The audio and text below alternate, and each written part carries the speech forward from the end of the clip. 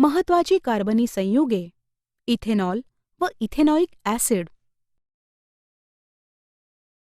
Ethanol व ethanoic acid ही व्यापारी महत्त्व असणारी दोन कार्बनी संयुगे आहेत. त्यांची अधिक माहिती आता आपण घेऊया.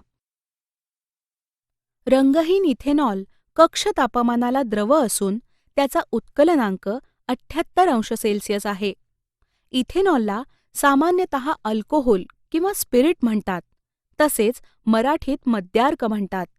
इथेनॉल पाण्यामध्ये सर्व प्रमाणात विद्राव्य असते. इथेनॉलच्या जलीय द्रावणाची लिटमस कागदाने परीक्षा केली असता ते उदासीन आढळते. विरल इथेनॉलची थोडी राशी प्राशन केल्यावरही नशा चढते. मद्यप्राशन निषिद्ध मानलेले असले तरीही समाजात त्याचा प्रसार खूप झालेला दिसतो. मद्यप्राशन अनेक प्रकारे आरोग्यास घातक असते. त्याच्यामुळे चयापचय प्रक्रिया, मध्यवर्ती चेतासंस्था यांच्यावर प्रतिकूल परिणाम होतात. शुद्ध इथेनॉल, निव्वळ मद्यार्क, ॲब्सोल्यूट अल्कोहोल च्या अगदी थोड्या राशीचेही सेवन प्राणघातक ठरू शकते. इथेनॉल हा एक चांगला द्रावक आहे. त्याचा उपयोग टिंक्चर आयोडीन, आयोडीनचे अल्कोहोलमधील द्रावण, खोकल्याचे मिश्रण अशी औषधे तसेच अनेक बलवर्धकांमध्ये करतात. माहीत आहे का तुम्हाला?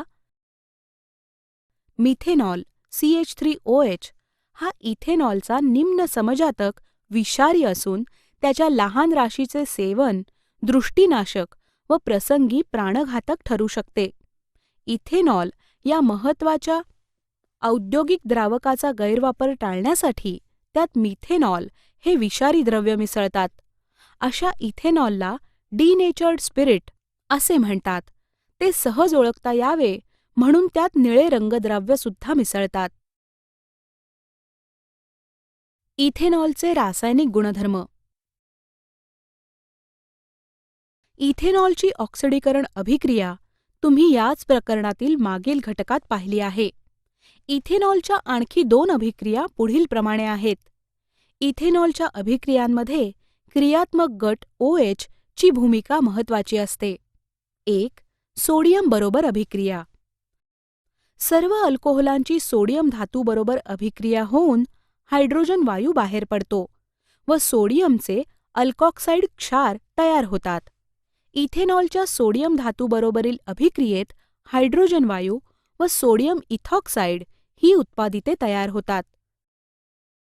करून पहा.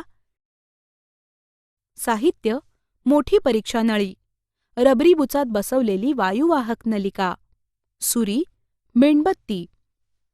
रासायनिक पदार्थ: सोडियम धातू, इथेनॉल, मॅग्नेशियम धातूची फीत इत्यादी. कृती: मोठ्या परीक्षा नळीत 10 मिलीलिटर इथेनॉल घ्या.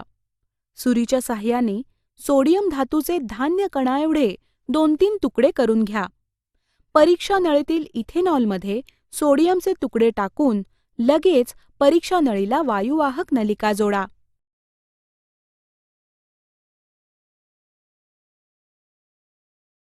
1. वायुवाहक नलिकेमधून बाहेर पडणारा ज्वलनशील वायू कोणता? 2.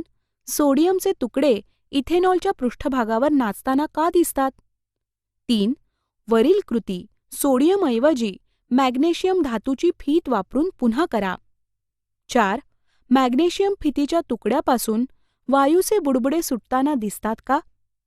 5. मॅग्नेशियम धातूबरोबर इथेनॉलची अभिक्रिया होते का?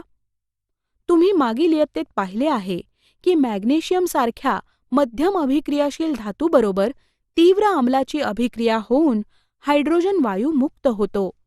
इथेनॉल उदासीन असूनही त्याची सोडियम धातूबरोबर अभिक्रिया होऊन हायड्रोजन मुक्त होतो. सोडियम हा धातू उच्च अभिक्रियातील असल्याने इथेनॉलमधील OH या उदासीन अशा क्रियात्मक गटाबरोबर अभिक्रिया देतो. निर्जलीकरण अभिक्रिया. अतिरिक्त संहत सल्फ्युरिक ॲसिड बरोबर 170 अंश सेल्सिअस तापमानाला इथेनॉल तापवले असता त्याच्या एका रेणूमधून पाण्याचा एक रेणू बाहेर काढला जाऊन एथीन हे असंपृक्त संयुग तयार होते.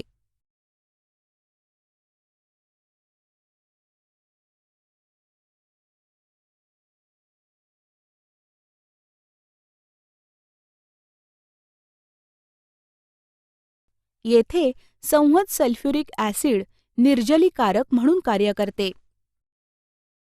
जरा डोके चालवा. 1.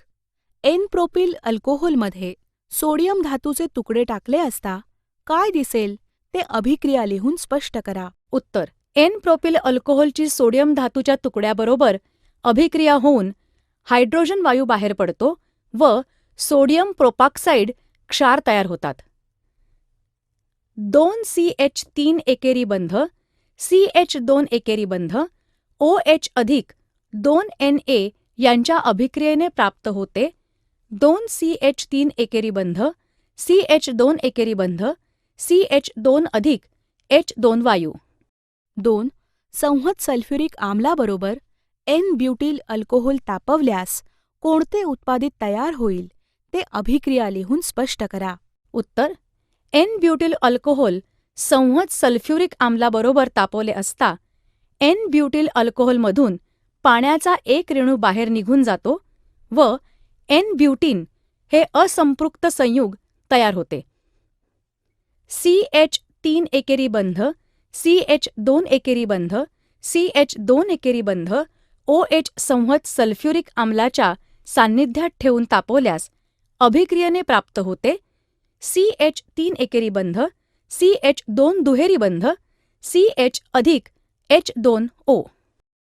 विज्ञान कुपी. अल्कोहोल एक इंधन. ऊस ही वनस्पती सौर ऊर्जेचे रासायनिक ऊर्जेत रूपांतर अत्यंत कार्यक्षमतेने करते. ऊसाच्या रसापासून साखर बनवताना जी मळी तयार होते तिचे किण्वन केल्यावर अल्कोहोल इथेनॉल मिळते.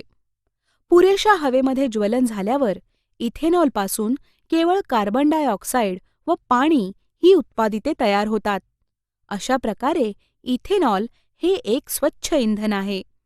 त्यामुळे काही देशांमध्ये पेट्रोलची कार्यक्षमता वाढवण्यासाठी त्यामध्ये हे एक समावेशी म्हणून मिसळतात.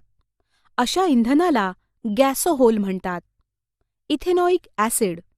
इथेनॉइक ॲसिड हा रंगहीन द्रव असून त्याचा उत्कलनांक 118 अंश सेल्सिअस आहे. सामान्यपणे इथेनॉइक ॲसिडला ॲसिटिक ॲसिड असे म्हणतात.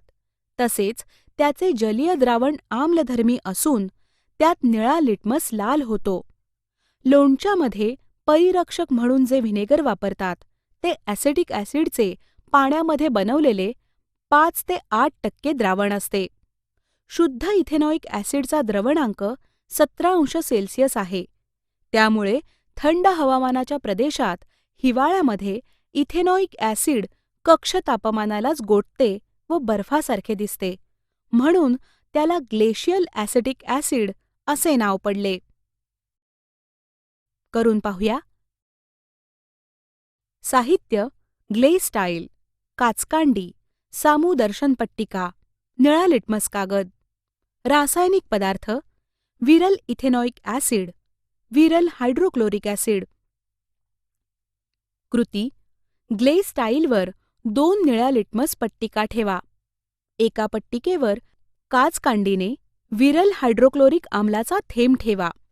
दुसऱ्या पट्टिकेवर दुसऱ्या काचकांडीने विरल इथेनॉइक ॲसिडचा थेंब ठेवा. लिटमस पट्टिकेच्या रंगात काय बदल होतो त्याची नोंद करा. हीच कृती सामुदर्शक पट्टिका वापरून पुन्हा करा. सर्व निरीक्षणे पुढील तक्त्यात नोंदवा. जरा डोके चालवा. 1. इथेनॉइक ॲसिड व हायड्रोक्लोरिक ॲसिड यांच्यामधील अधिक तीव्र कोणते? उत्तर: हायड्रोक्लोरिक ॲसिड हे तीव्र आम्ल आहे. 2.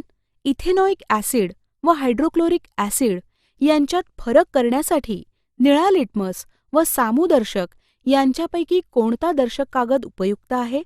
उत्तर: इथेनॉइड ॲसिड व हायड्रोक्लोरिक ॲसिड यांच्यातील फरक करण्यासाठी सामुदर्शक कागद उपयुक्त आहे.